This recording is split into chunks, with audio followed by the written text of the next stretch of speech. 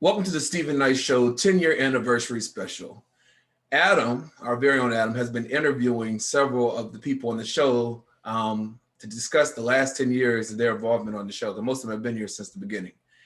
So Adam's going to interview me, and then I'm going to interview him and kind of have a whole conversation. So Adam, why don't you take it away? Thank you, Stephen. So, Stephen, thanks for joining me for your 10th year anniversary special.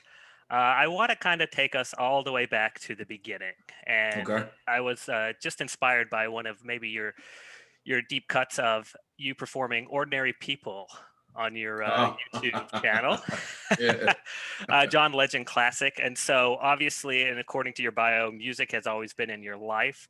So, take us back to when music actually became something that you really wanted to focus on. Ever since I was a little kid, I remember the first song I wrote. It was kind of corny, but I was like 8 years old, and I always loved music. But then I got so heavily involved in sports, especially basketball, and so my in my mind, I was going to go to the NBA and then use that status to become a singer. I don't know what I was thinking, but that was my goal. But really, like you know, when I went to college, I stopped playing basketball and I really started putting more effort in the music. I started recording, writing songs, and I just met talented people. I met Nair during that time, um, and just continued. And that's what made me move to Atlanta to pursue music. Really pursue it. And that's yeah. Okay. Yeah. And so, you started music, and this is actually going to kind of parlay into my next question of your music got you involved with your show. So, how Right. did that happen? Well, I had released this EP called Nightlife, which is the theme song. One of the songs, Nightlife, the theme song for our show. And I was promoting it on a show. Ron Anthony had a show on EOTM, which was our first network. And after that, he started following me on Facebook. We became friends on Facebook. And I guess he would see my interaction with the question of the day and things like that. And so he approached me about starting my own show. And I was said no, but I was thinking, how would I do that? But the irony is that back in the day, I used to interview my friends like they were like stars, and I would interview them, and I would say, "Welcome back to the Stephen Knight Show." And so the irony of me having the Stephen Knight Show, and I actually had some of those friends on the show, because they've gone on to do different things. And so, but that's how I got started. And at the time, I was working with Miss Parker, I was working with Janera. I already knew Aaron. And so those were the initial. I asked them because I know Aaron loves sports, and Janera had a blog at the time. It's called Budget Shopaholic, but now it's Jen Generally. And Michelle, she was just there. I'll do it. And so that's how we started. That's how we started the show. That's November 2010. wow. That's And crazy. that's when we decided we would do it. And our first show was January, I think 21st, 2011. Oh, wow. So, Mhm. coming on up for it. Yeah. So, you proposed to do the show. Did you look at a lot of different formats? How did you decide the format you wanted to do your show? Well, actually, ironically, Oprah was ending her show, Mhm. and she had a special. I mean, she had on when OWN started. She had the behind the scenes of that last season. I think it was 25th season, and so I used to watch that show, how they put a show together, and then I'll listen to shows like The Breakfast Club and different formats to see what would be the best way to do it. And that's how the shows evolved, because most shows like before Hot Topics was towards the end of the show. But most shows they do topics initially, so that's why I moved the hot topic segment to the front of the show a few years back. Just trying to, do our own thing, but also be consistent with what you're seeing out there in terms of, shows that are popular and doing well. Okay. And, as a musician, you kind of skewed towards, especially at the beginning, getting musical guests Mhm. and finding kind of what's going on in their lives and what they're working on. What was the first moment where you decided to branch off and say, okay, we've done a lot of musical guests. Now let's look into something else? I think those are the people I knew, that were doing music, and because it was hard to get first booking people for the show. You know what I mean? At the time, I was actually working on the album, so So yeah, it was people that I knew that were doing music. Like Nair was one of our first guests because he used to be heavily involved in music, and so that's what it was. And then the more that the show grew, we had more guests wanted to be on the show, and we were able to book more other people of different industries. Okay. And so the show starts off, you have your hot topics, and Mm-hmm. we have the interviews. And I assume we have sports already if Mm-hmm. Aaron's involved. So how did you go about kind of recruiting your Avengers for this show? Well, Chike, once the show first started, he sent me a message on Facebook, asked me what do I think about a movie review segment. And I was thinking, I don't even watch that many movies like that to do it. And he was like, no, I can do it. And at the time when we first started the show, we were given the option to do 60 minutes, 90 minutes, or 2 hours. And I went with 60 minutes. And then when we did our first run through, it was like, that goes by so fast. And so I had gone back to Carla, who was the head of EOTM, and I asked her if we could do a 90-minute show. And she said, well, just do your first show first, see how it goes. And, if it works out, then yeah, we can do it. And our first show, we actually broke records for their network. And so she came back, congratulations, you all broke records for the network and you can do 90 minutes. And so that's when I said Chike could come on. And then you and I started working together the following year. That's why I met you. Mm-hmm. And you will listen to the show. And because you were, you're in the film and movies, I thought it would be good to add you just to bounce off Chike and also from a demographic standpoint, you know what I mean? Mm-hmm. And that was a great decision because you and Chike's segment run so seamlessly now, you know what I mean? Just your banter back and forth and whatnot. So that's how you joined. And then I believe it was 2016, Nair reached out to me and he wanted to join the show. And I remember I was thinking, where would I put him? Because it was so many of us. So I told him, let's talk about, can I talk about a few days? He thought I was brushing him off, which I wasn't, but I was trying to think I didn't want to just say no. But so we had a call and I was telling him, my concern is I don't know where I would put you. And then he was like, well, maybe it's something that could happen later on down the line. And then I was thinking, I said, oh, well, Hot Topics, you could join the Hot Topics panel. And he was like, yeah. And then he brought with that Hot Topics, his marketing background. And so he was our final addition to the show.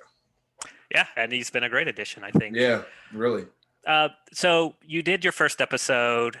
It broke records. Mm. Do you have any thoughts of why you and your team was so different, and just EOTM or in general?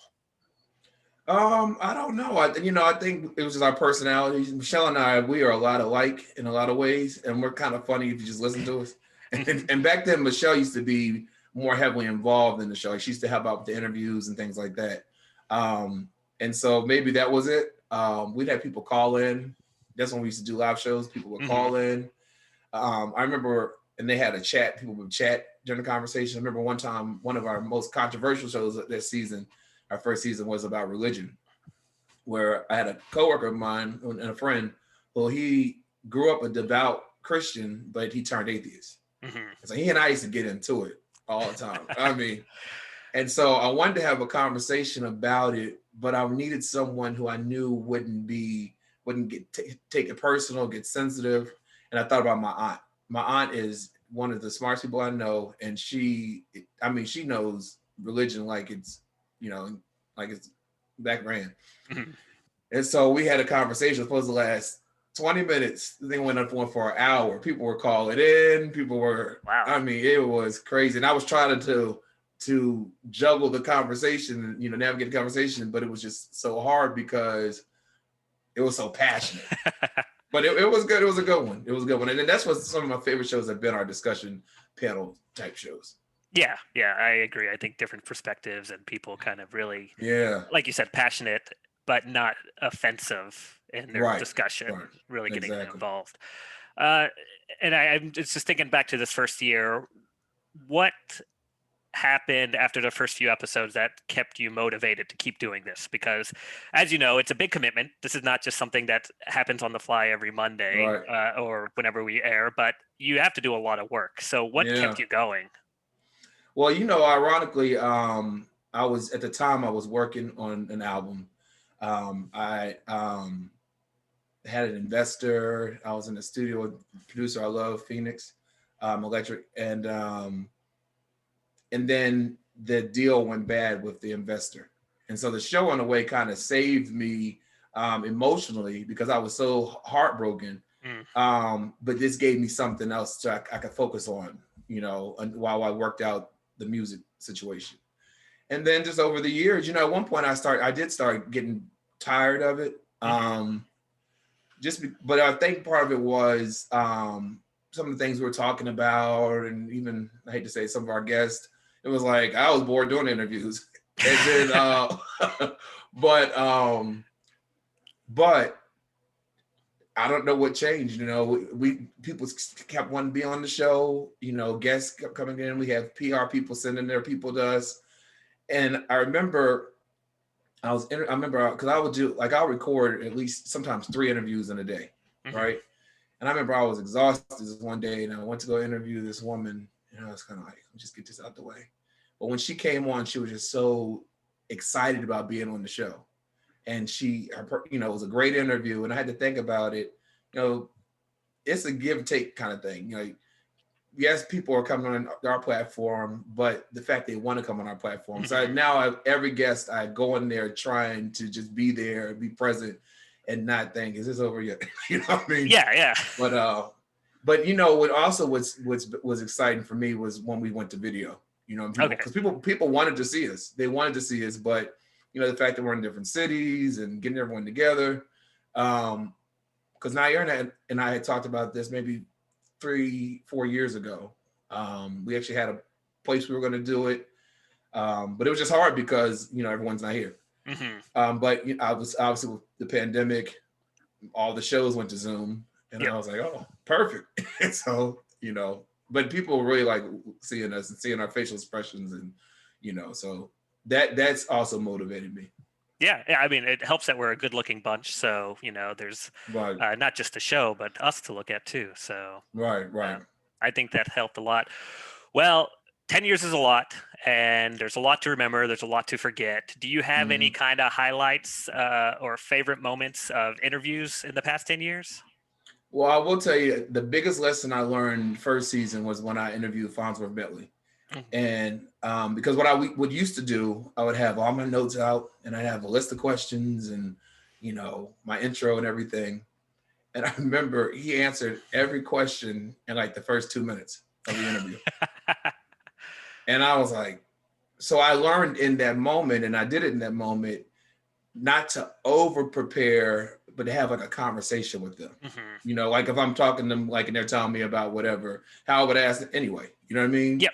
And so that was a big lesson for me. So now I'll have talking points. I think things I know they want to discuss.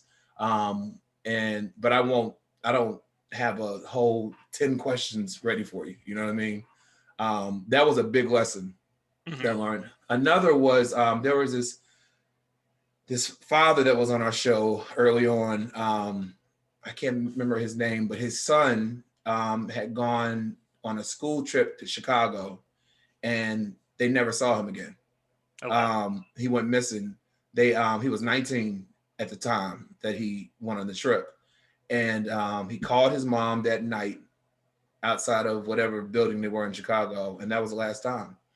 And his wife, she wasn't on the interview, but she said for her, if she knew where he was or knew if he even had passed away, at least she would have that kind of closure. I remember interviewing that guy, and I felt so bad for them. And he later sent me a note telling me that he wrote a book about his son, and he included me in the book because how impactful the interview was for him.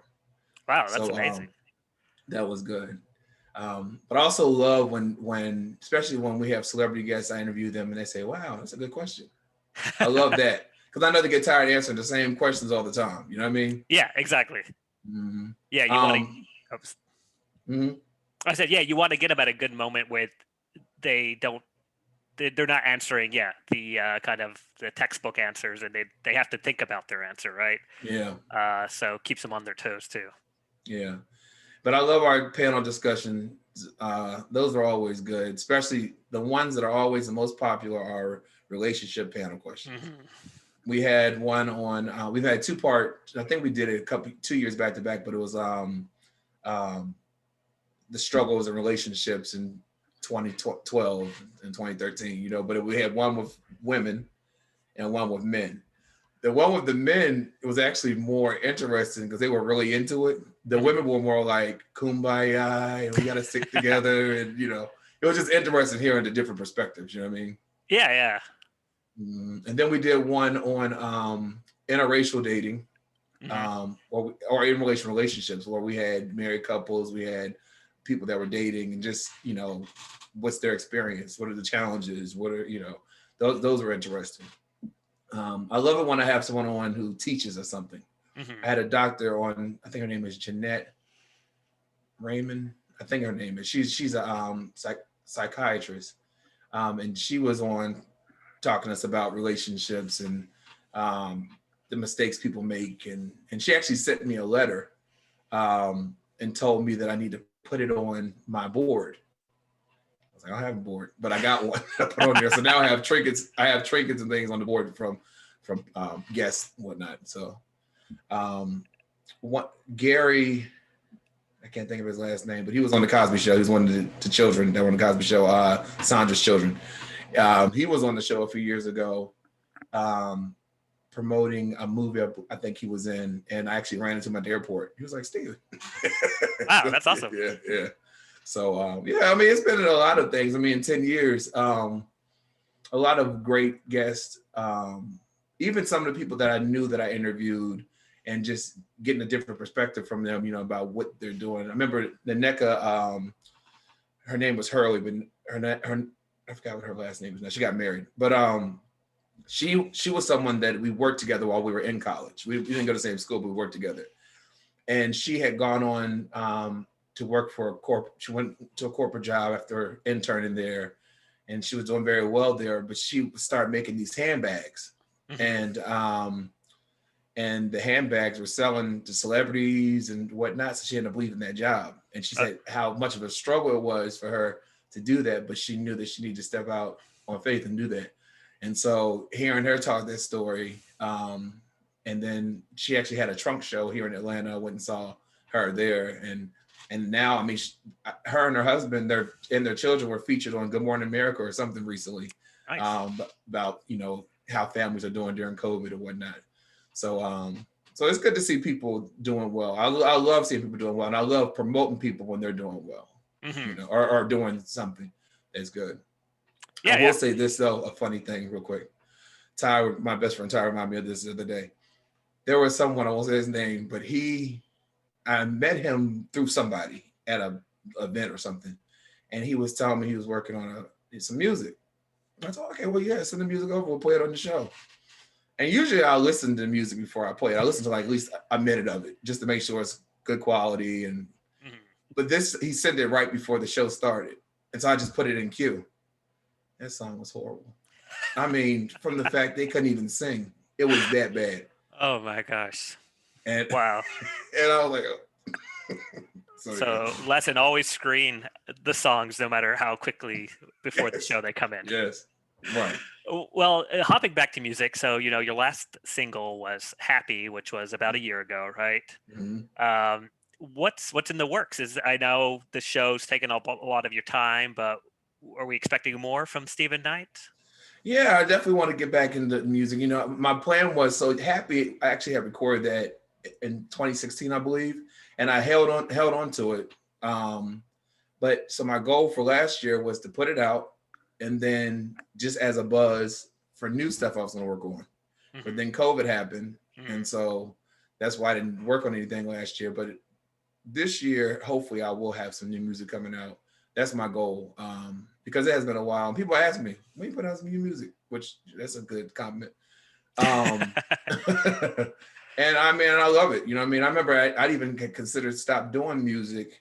I was like, well, nothing's really happened big. I've accomplished things which I never thought I would, but I was like, what's the point? I'm not gonna win a Grammy. I'm not. And it was Miss Parker that said, well, I don't think you have to stop because of that. She said, if that's what you like to do, and people like it, you should do it. And I was like, she's right. So Well, yeah, yeah. I mean, it's interesting. What you put out brings joy to people that you will never see, right? And even if you never get the value from it at that right. point, or in the future, you're going to have Mhm. someone that's going to listen to it one day and really love it. So, I Yeah. think the creative type, that's what keeps people going, right?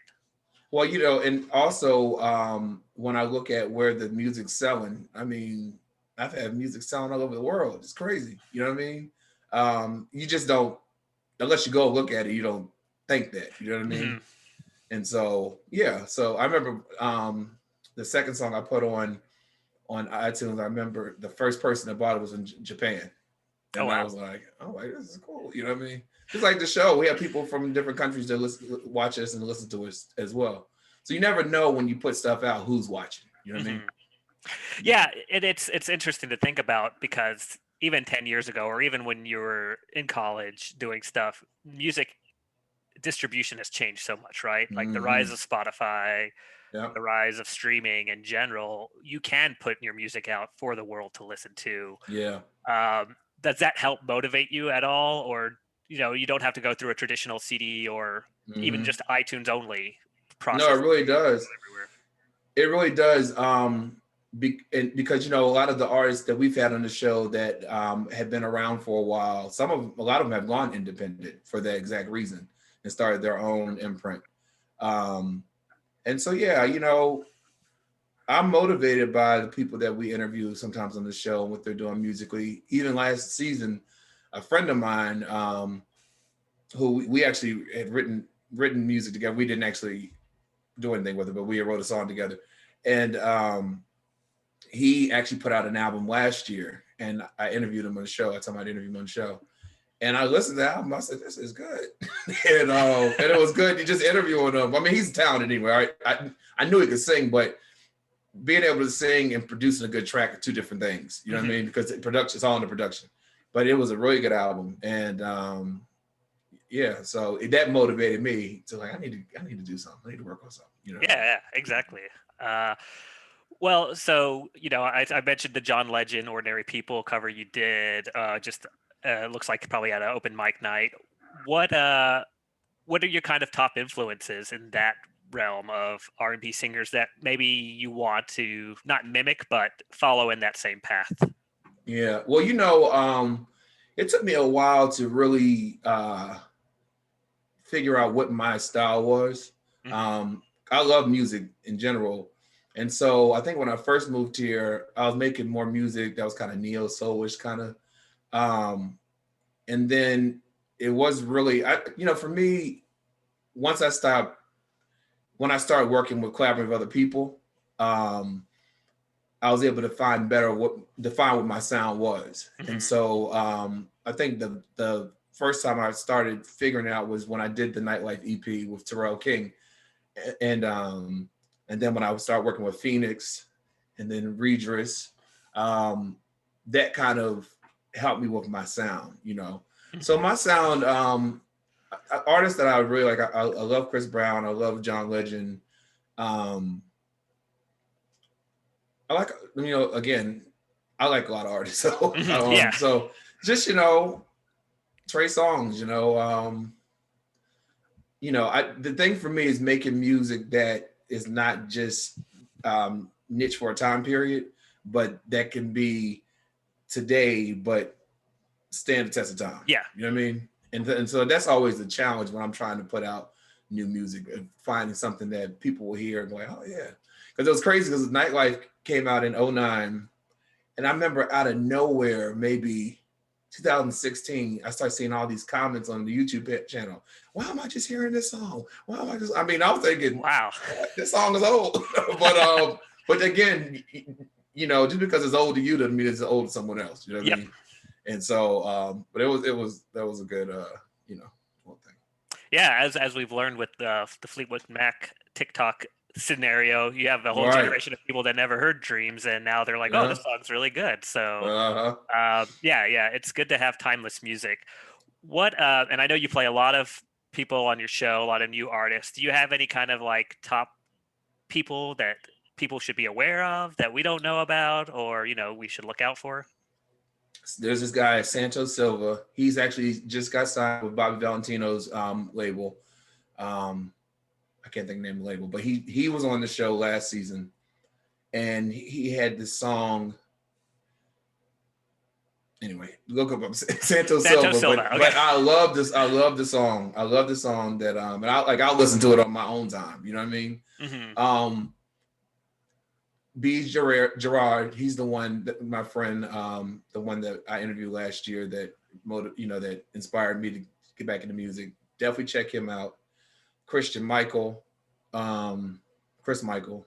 Mm-hmm. He's very talented. I've known him a very long time. He was actually one of the people that I interviewed on the Stephen Knight show before I had the Stephen Knight show when I was in college. Oh, really? And he's been on the show, but he's super talented. Del Travar, Regis Bell. There's this one woman that we had on the show.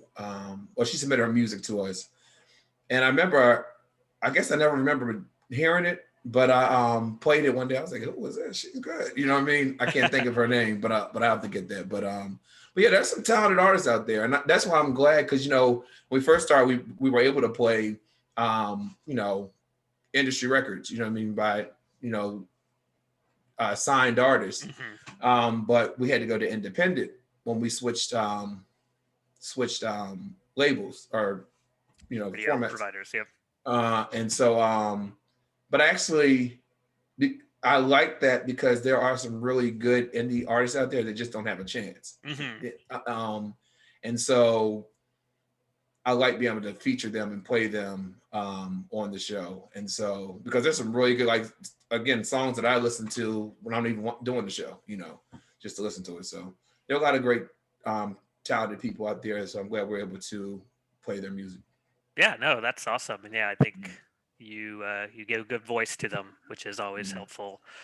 So Stephen Knight show, we've got 10 years under wraps. We'll have 10 more years, hopefully. Any segments that you think you might add in the future, or that you wish you added, or any we're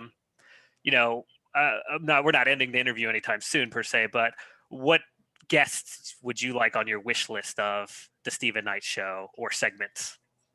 Well, there are a lot of people I'd like to be on the show. One segment we did add last season, which I'm glad we had, was highlighting Black-owned businesses. That was really good. Just be able to highlight people again that just need exposure. You know what I mean? That are doing good work. In terms of guests, I would love to interview Oprah. I saw Miss Parker said that on the show. Yeah. But I would love to interview Oprah. There are a lot of good people. I would love to interview Charlamagne the God, Trevor Noah. There are a lot of people. The list would be long, but there are a lot of people I'd like to interview. Well, we like to list them too, just in case they're listening and they want to, be on the show. I used to be intimidated with some people because I didn't if I wasn't well versed in their particular thing. But now I feel like I can interview anybody, and not in a vain way, but just because of doing it so long and realizing what can bring out a good interview. Like when I interviewed Sean Stockman from Boyz II Men last year, I have another friend who does his own interviews. He does celebrity interviews. And so I was watching his interview with Sean, but he knew way more about Boyz II Men than I did. I mean, you can tell he was like a fan. And I started thinking, shoot, I don't know that. But I realized, let me do what I do. You know what I mean? Yeah. Let me do what I do and not compare myself to him. And we had a great interview. It was supposed to go 15 minutes, went 28 minutes. Wow. And Sean, through his PR person, tell him thank you. I really enjoyed that. And so yes, I feel comfortable interviewing people and helping them tell their story or promote what they're promoting. Yeah, no, that makes sense. And then, over the past year with the pandemic, you've been involved in, doing some of your movie reviews along with Chike and I. So is that just because of the pandemic you started watching more movies, or did you like to just get involved in the discussion, or what was your thought process there? Yeah, I mean, I've been watching a lot of movies, a lot of shows because of the pandemic. And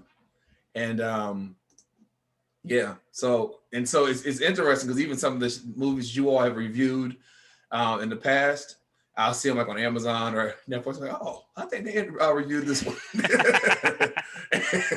and I'll be curious to say, I wonder what they said about it, because sometimes I don't pay attention because I'm doing other things where you are going, because y'all run so seamlessly, so I don't have to.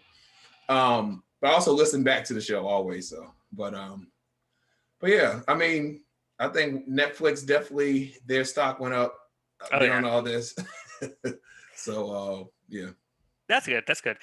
Yeah. Well, so I think I've run out of most of my questions for you. You have anything for me? I do. So you decided in 2012, our second season, to join the show.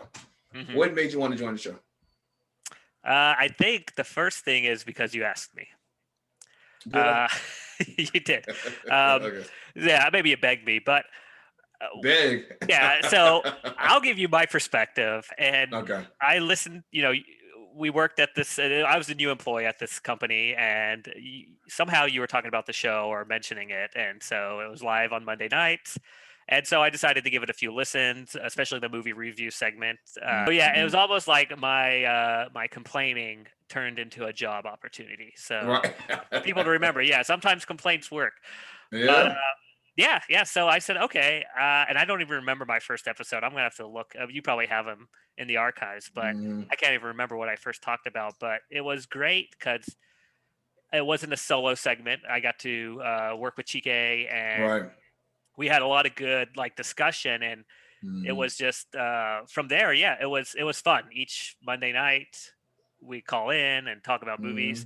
It wasn't fun seeing bad movies because sometimes that's what you have to do, but the rest of it was fun. It was an enjoyable experience, and yeah, I was happy just to kind of be like, all right, let's see what I'll talk about this week. I always said that you and Chike are tough critics. What, in your opinion, what makes a great movie, or even a good movie? So a good movie has a lot of things that. First of all, it's well written, well directed, and I guess well acted. And but by that I mean that the dialogue isn't something you see in every other movie, unless that's what you're expecting. And I guess that might be the precursor is expectations. So if I see a trailer for a Fast and Furious movie, I know what I'm expecting. I'm not expecting a good movie, but it's going to be a fun movie with a bunch of action. Yeah. If I see something else that looks like it's going to be a drama that's supposed to be good, then I expect good dialogue. I expect good acting. And in the sense, the directing, because there's a lot that a director does. And I assume it's similar to the sense of like a producer in the music world where there's just a lot of unseen stuff that happens. Has to be done to make the movie look good. But there's a lot of other factors, and I try not to get too much into it when I watch movies with people because I don't want to.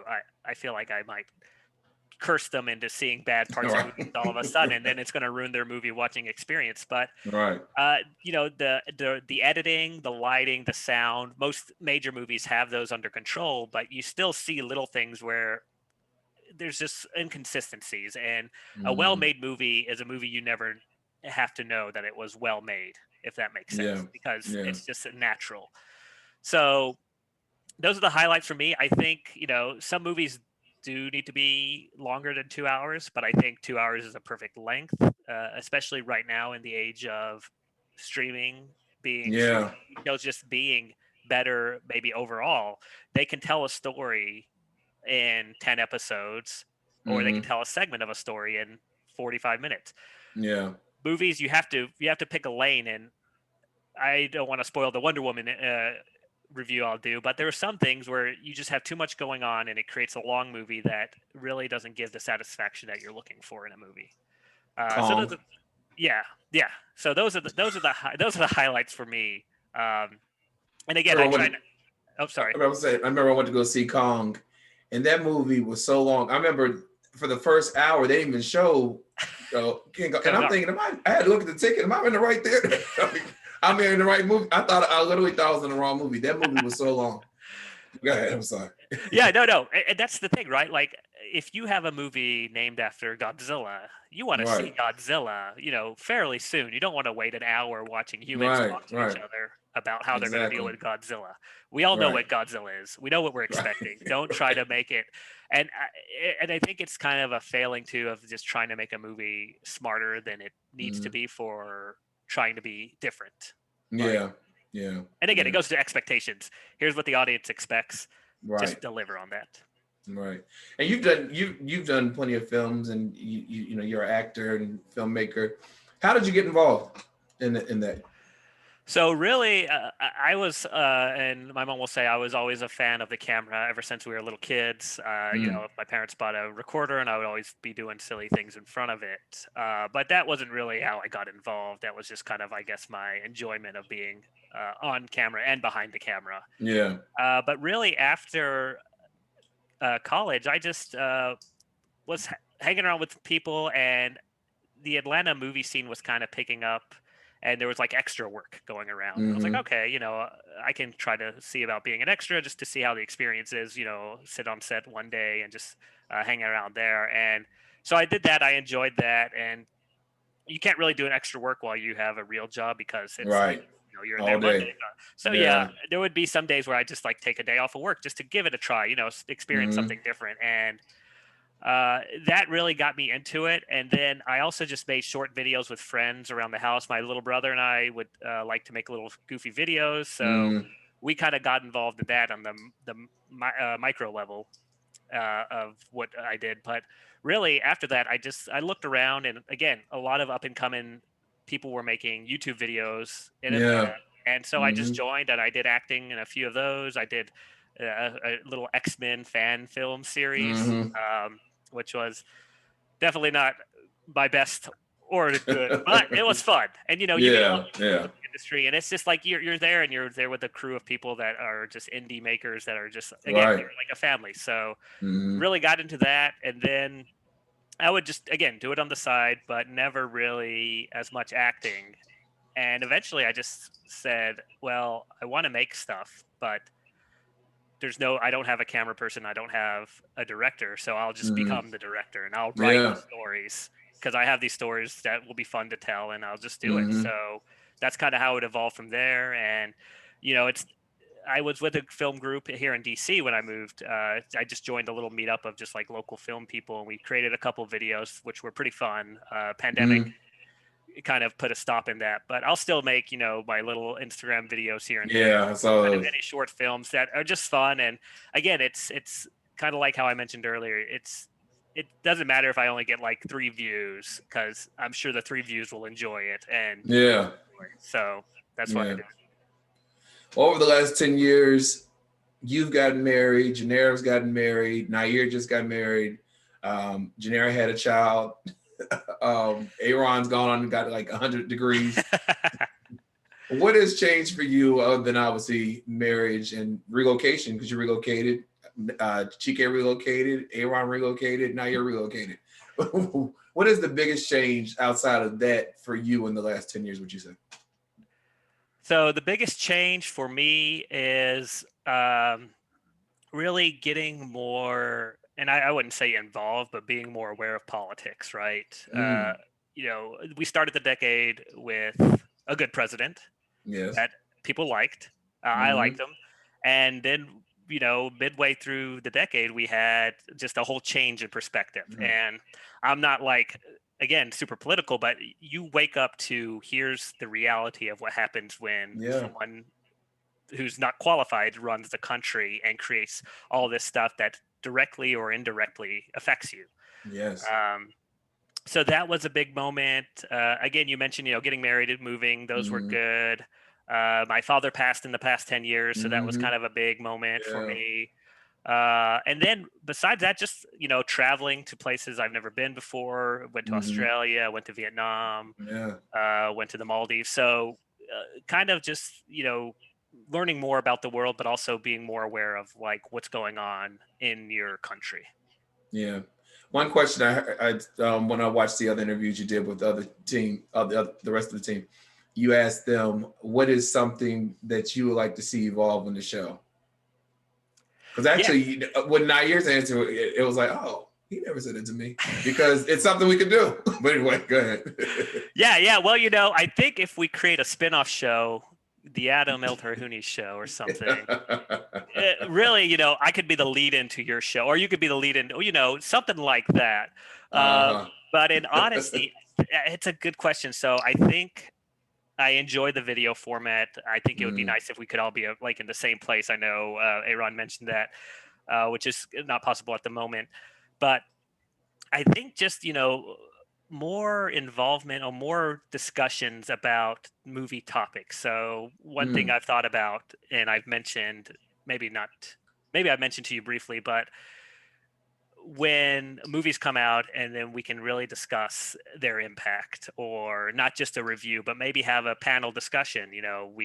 Black Panther came out, and I think that was such a monumental movie that we mentioned it a couple times, and it's maybe mentioned in the Hot Topics, but really getting into a whole segment of digging into it. Yeah, digging into it. Let's see, what themes were explored. How has this really changed, not just Hollywood, but the world for the better? So I think more segments like that, because I do like movies a lot, and shows and stuff like that. But yeah, really just digging into kind of the meanings of some things. Okay, duly noted. Well, it was your idea to do this 10-year anniversary special, which was a great idea. And why do you think it was important just to reflect over the last 10 years? I think because 10 years is a big milestone, right? When I joined, I never thought about if the show would last forever, but I never thought really about anything related to the show. I just said, I'll do my time or do my segment every week. And so when you look back on it, it's good to reflect. And yeah, I agree. That kind of continuous improvement of how we can improve and how we can be better. But really, it was just amazing to think about that. Ironically, though, if we had this discussion next year and you said, "Oh, we've been around for 11 years," I probably wouldn't have even pitched the idea. But but that whole decade is just I mean, we've done so much, and we just never really take enough time to reflect on like where the show's evolved. I think that's true. Very true. Very true. Well, listen, I want to thank you just for your contributions to the show each week. You definitely bring your own personality to it, which has been a great addition. I'm actually proud of everyone that's been part of the show, is part of the show. And we kick off season 11 Monday the 25th, January 25th at 10 p.m. Eastern Standard Time.